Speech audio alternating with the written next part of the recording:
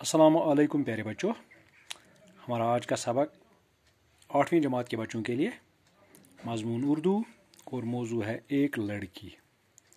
एक लड़की नज़म जो आपकी किताब में दी गई है, जिसको अख्तर शिरानी साहब ने लिखा है, और वो नज़म हमने इससे पहले लेक्चर में पढ़ी हुई है।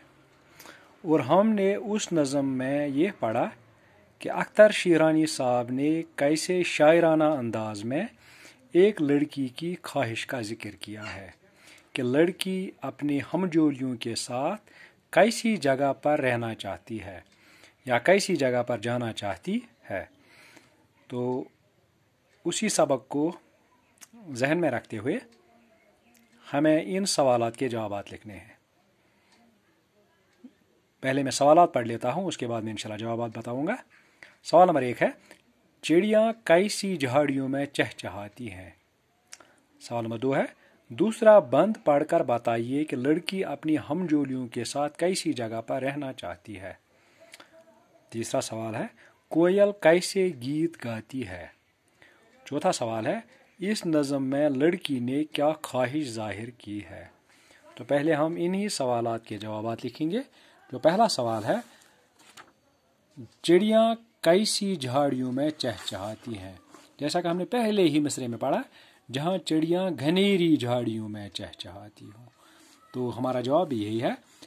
जवाब इसका है, चिड़ियाँ घनेरी झाड़ियों में चहचहाती हैं। अब दूसरा सवाल है, दूसरा बंद पढ़कर बताइए कि लड़की अपनी हमजोलियों के साथ कैसी जगह पर रहना चाहती है। जैसे हमने दूसरा बंद पढ़ा, इसमें पहले दूसरा बंद पढ़ लेता हूँ, उसके बाद मैं आपको जवाब बता दूंगा। जहाँ बरसात के मौसम में सब्जा लहलहाता हो, हवा की छेड़ से एक एक पत्ता थर थर आता हो, जहाँ चश्मों का पानी नरम लाई में गुनगुनाता हो, वहाँ मैं हूँ, मेरी हम जोलियाँ हूँ और झूला हो। तो यही हमें इसका जवाब भी लिखना है। तो जवाब है इसका, लड़की हमजोलियों के साथ ऐसी जगह रहना चाहती है जहाँ बरसात के मौसम में सब्जा लहलहाता हो, जहाँ हवा की छेड़ से एक एक पत्ता थर थराता हो और जहाँ चश्मों का पानी नरम लाई में गुनगुनाता हो। तो ये था दूसरे सवाल का जवाब। अब तीसरा सवाल है, कोयल कैसे गीत गाती है। और पहले बंद में ही तीसरे मिसरे में हमने पढ़ा, और उन पर कोयलें कूकू के मीठे गीत गाती हूँ।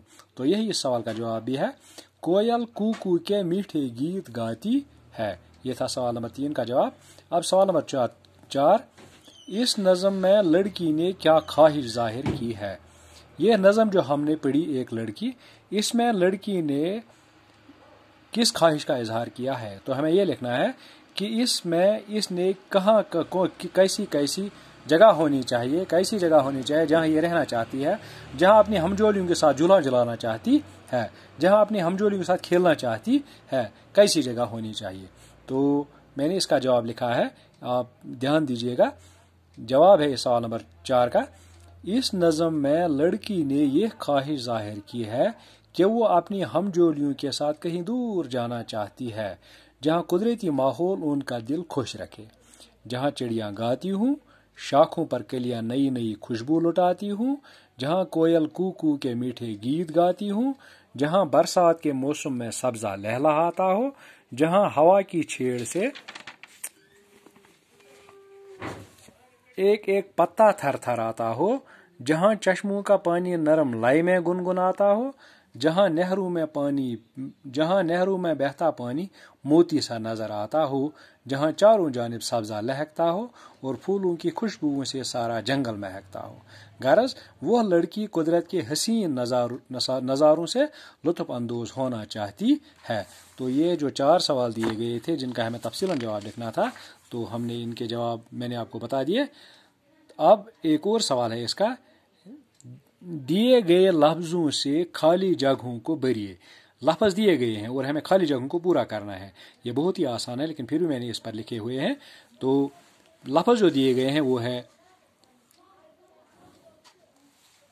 हमजोलियाँ, चिड़ियाँ, खुशबू, कोयलें।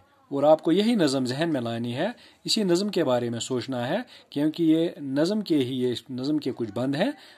जहाँ पर खाली जगह दी गई है, इसमें हमें ऊपर के अल्फाज भरने हैं, ऊपर के अल्फाज से खाली जगह को पूरा करना है। तो पहला जो है, जहाँ डैश घनेरी झाड़ियों में चहचहाती हूँ, जैसे हमें पता है जहाँ चिड़ियाँ घनेरी झाड़ियों में चहचहाती हूँ, तो ये था पहला। दूसरा है